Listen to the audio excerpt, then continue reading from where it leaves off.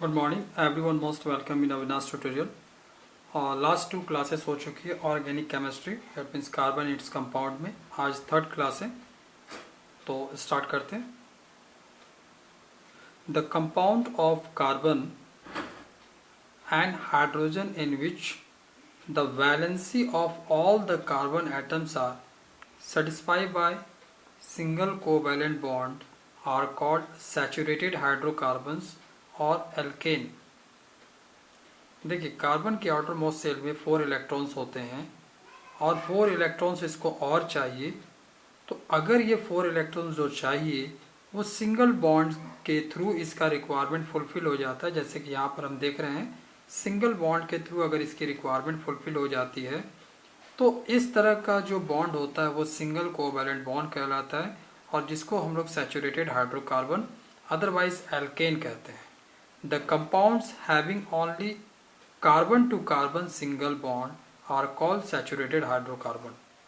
अगर carbon carbon के बीच में, सब में यहाँ देख रहे हैं, इस जगह अगर आप देखें तो सभी जगह कार्बन कार्बन के बीच में सिंगल बॉन्ड है, तो ये जो बॉन्ड फॉर्मेशन हो रहा है ये सैचुरेटेड हाइड्रोकार्बन है और इसे हम लोग एल्केन का पार्ट कहेंगे। और एल्केन का जो जनरल फॉर्मूला होता है वो CnH2n+2। यहाँ पर n जो होता है बेसिकली नंबर ऑफ कार्बन पे डिपेंड करता है। अगर कार्बन आपका 1 है तो n की जगह 1 पुटअप करेंगे और इसे सिंप्लीफाई करने पे ये हाइड्रोजन आपका 4 हो जाएगा, CH4। तो ये एल्केन का फर्स्ट आपका कंपाउंड है। n की जगह 2 पुटअप करेंगे, इसे सिंप्लीफाई करने के बाद ये 6 आएगा, तो C2H6 जो होगा एल्कीन होगा, मीथेन इथेन होगा जो एल्केन का सेकंड कंपाउंड है। सो यहाँ पर n जो है वो नंबर ऑफ कार्बन एटम्स है। एल्केन के लिए जो हमने पहले बताया था आपको, टेबल था जिसे मेथ ईथ प्रो ब्यूट था, इसके लास्ट में अगर वो एल्केन सिंगल बॉन्ड में है तो ALK ऐड करते हैं। ALK जो है वो रिमूव करके ANE इसकी जगह पे लगा देते हैं।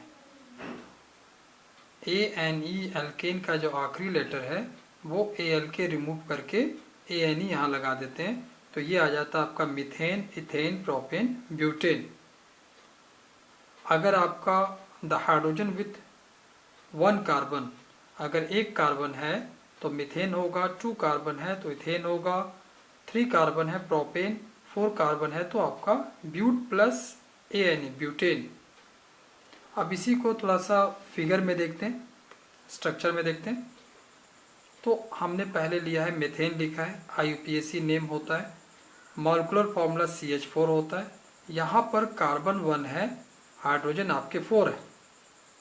तो इस कार्बन के आउटर मोस्ट शेल में 4 इलेक्ट्रॉन है और इस कार्बन को स्टेबल होने के लिए 4 इलेक्ट्रॉन्स और चाहिए।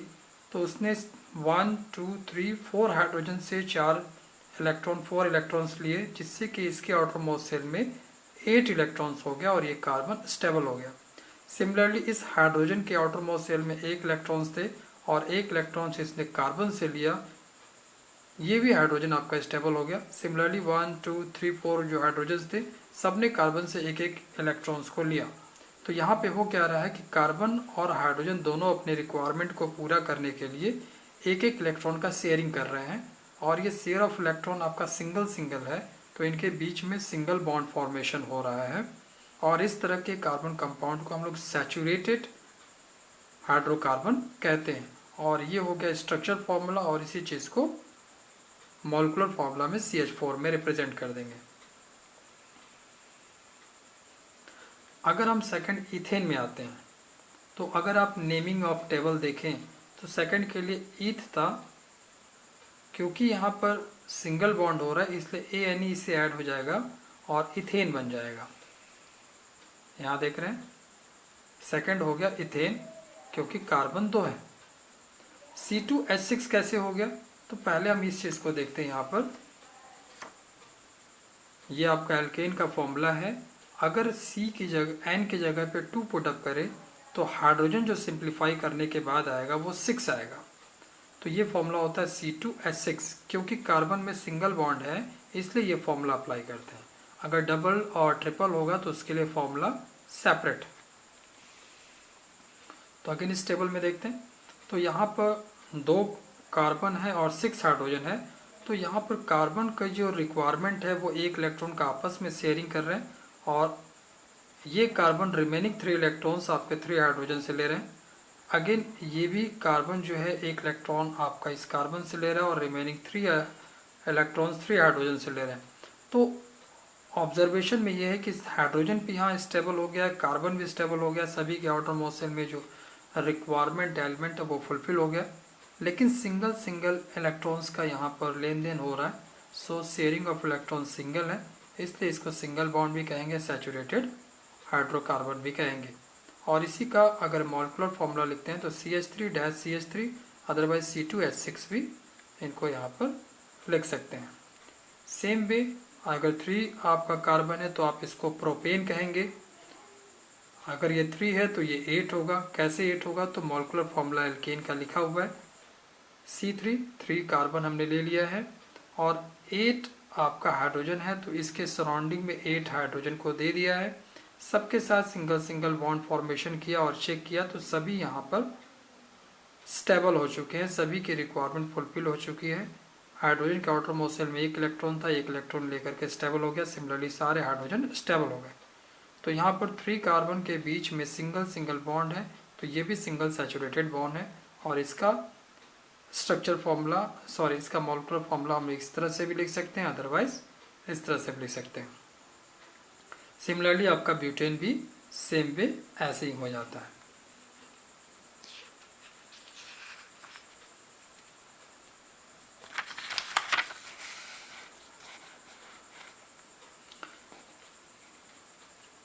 The difference between two consecutive number of alkane is CH2 और 14 AMU एटॉमिक मास 14 है। कार्बन का एटॉमिक मास होता है 12 प्लस 2 इंटू 1 2, 12 प्लस 2 14। तो अगर हम एल्केन ग्रुप में टॉप से बॉटम आ रहे हैं, ये जैसे हमारा एल्केन ग्रुप है, टॉप से बॉटम आ रहे हैं, मीथेन, इथेन, प्रोपेन, ब्यूटेन, तो इन दोनों में जो कार्बन का डिफरेंस है, यहाँ पर कार्बन का डिफरेंस 1 है, हाइड्रोजन का डिफरेंस 2 है। सिमिलरली इनके बीच में देखते हैं तो कार्बन का डिफरेंस जो है वो 1 है और हाइड्रोजन का डिफरेंस 2 है। तो किसी भी फंक्शनल ग्रुप में हम टॉप से बॉटम में जाते हैं तो सभी में जो कार्बन का डिफरेंस हो जाता है वो CH2 हो जाता है और सभी का जो मॉलिक्यूलर मास का डिफरेंस हो जाता है वो 14 AMU हो जाता है।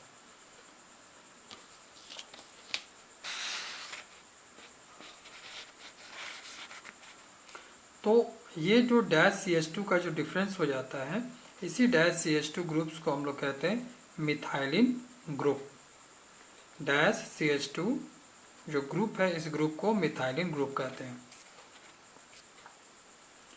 The numbers of the same class of organic compounds which have a similar structure and similar chemical properties and difference by CH2 compound are called homologous, and the group of such organic compounds is called homologous series।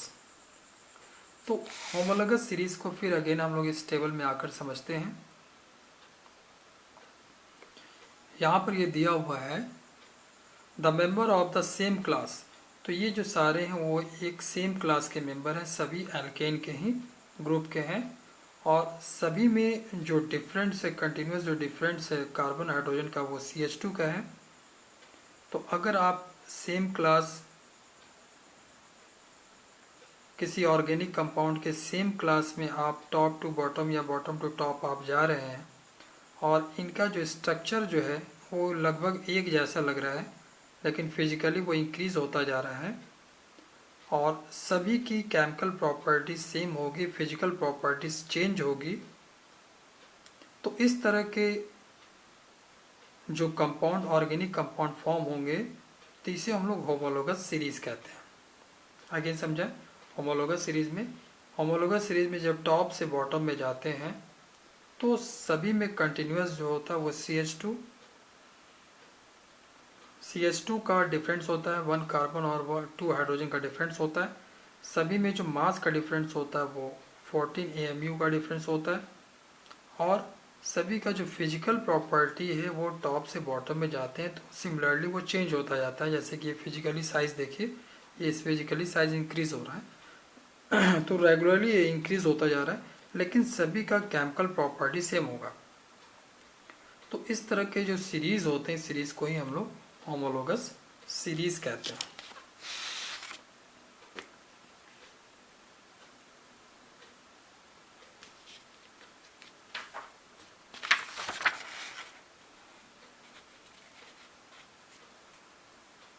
The homologous series are represented by same general formula.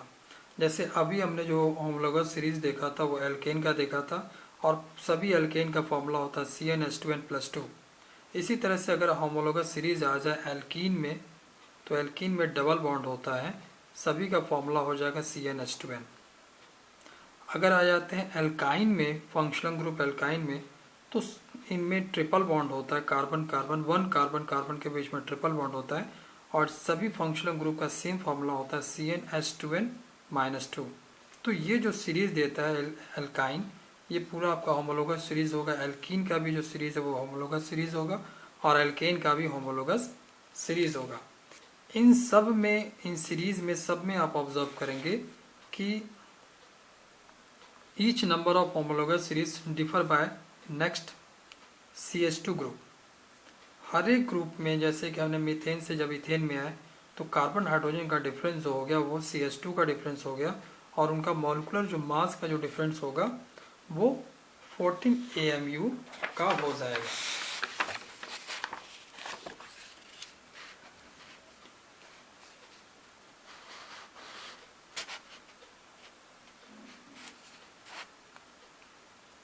And all homologous can be prepared by a same general method of propagations। एक homologous series में जाते हैं तो सभी series में जो compound का जो फॉर्मेशन होता है वो सेम जनरल मेथड से होता है। सबका मेथड, जैसे अगर मिथेन को जा रहे हैं, मिथेन, इथेन, प्रोपेन, ब्यूटेन सभी में जा रहे हैं, तो सबका प्रिपरेशन का जो मेथड होगा वो सारे सेम होंगे। All homologous have similar chemical properties. सभी की केमिकल प्रॉपर्टीज जो होगी सिमिलर होगी, लेकिन different physical properties, physical properties आपकी चेंज होगी due to change in molecular mass. जैसे जैसे टॉप से बॉटम में जाते हैं तो उनका मॉलिक्यूलर मास इंक्रीज होता जाता है, तो उनकी फिजिकल प्रॉपर्टीज भी इंक्रीज होती जाती है। तो होमोलोगस सीरीज में फिजिकल प्रॉपर्टी चेंज होती है, बट केमिकल प्रॉपर्टीज जो है आपका सेम होता है। Alkenes and alkynes are unsaturated. तो अभी थोड़ा सा सैचुरेटेड और अनसैचुरेटेड के बारे में हम लोगों ने पहले भी देखा था, फिर अभी भी थोड़ा सा देख लेते हैं, चीज़ों को एक्सप्लेन कर लें। Hydrocarbons in which the valence between at least 2 carbon atoms is satisfied with the double bond और triple bond are called unsaturated hydrocarbon.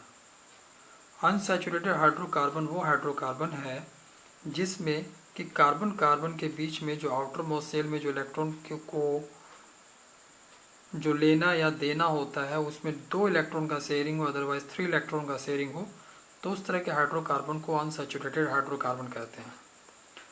Alkene और एल्काइन जो है वो आपके अनसैचुरेटेड हाइड्रोकार्बन है।